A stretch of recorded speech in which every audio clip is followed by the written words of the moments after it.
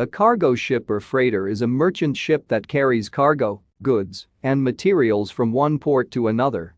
Thousands of cargo carriers ply the world's seas and oceans each year, handling the bulk of international trade. Elon Musk once said cargo ships were next easiest to go electric after cars. Dubbed the Tesla of the seas, this fully electrified, fully autonomous cargo ship is already making waves. How does it work? Where will it sail? And why is it already helping save lives inland? Join us today for a sneak peek inside the world's first zero-emission cargo ship. At first sight, the Norwegian container ship Yara Birkeland looks like a potential game-changer in the battle against carbon emissions. Ocean-going freight presently emits about 1 billion tons of CO2 a year, more than all but the 5 biggest nation-states. If at least some of that traffic could be electrified, the theory goes, the world might breathe a little easier. Yara Birkeland was developed as a joint venture between Norwegian fertilizer giant Yara International and Kongsberg Gruppen, an engineering firm specializing in civilian and military guidance systems. The hull was launched from the Vard Brila shipyard in Romania in February 2020 and shipped up to Norway's Vard Breivik shipyard to be fitted out with her futuristic innards. She's not quite the first autonomous ship. To be clear, a Finnish car ferry launched in 2018 claims that accolade. But Yara Birkeland is a zero-emission commercial vessel.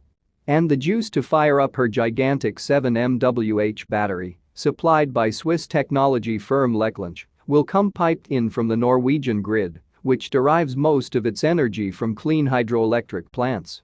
The ship's onboard battery, by the way, holds 1,000 times the capacity of a domestic electric vehicle. So, what will she actually be carrying? A little over 100 containers. Which isn't much in the scheme of things. The biggest ships presently haul 24,000 at around 20 knots in speed, twice as fast as Yara Birkeland. But as a proof of concept, Yara Birkeland isn't a bad start.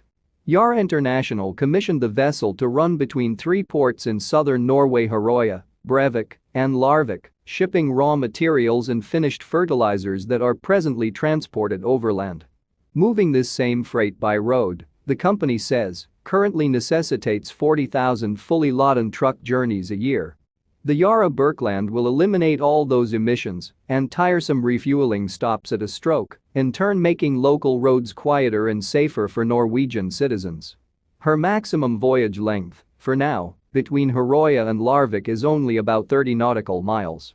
She'll run on 2 rotatable Azipal pods, each producing 900 kilowatts of power, and a pair of electric tunnel thrusters, each producing 700 kilowatts. The Yara Birkeland is able to sense what's around on Norway's hectic waterways through a complex suite of radar, lidar, nautical AIS, that's automatic identification system, regular cameras, and infrared cameras that work at night. The vessel will never stray further than 12 nautical miles from the coast. 3 separate operational hubs will be on hand, if needed, to cope with any crises and offer periodic surveillance. Maritime experts tend to agree that autonomous ocean-going vessels are perfectly feasible with existing technology, but the issues that could arise if a fault occurred far out to sea could be prohibitively expensive, not to mention unacceptably dangerous. For now, at least. Yara International's aspiration was to launch the ship last year until the pandemic delayed things by a few months. The ultimate dream is to make not only the sailing, but loading and unloading at each end autonomous. For now, that's still on the drawing board and handled by human-operated cranes. The regulatory and oversight framework required for such tricky maneuvering in all weathers is evolving as we speak. Will all container vessels be autonomous and electric soon? It's hard to say.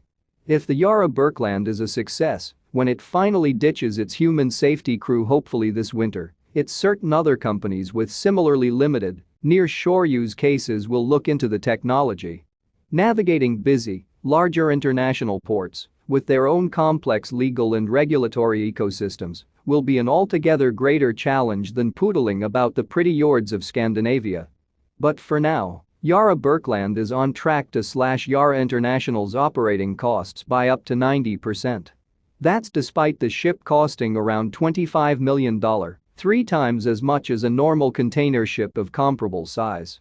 Improvements in battery technology will inevitably make the bigger shipping companies sit up and take notice. But a few good years of accident-free autonomous shipping will be needed before this technology is more trusted. And as for the emission-free aspect, well, sailing ships have been doing that for centuries.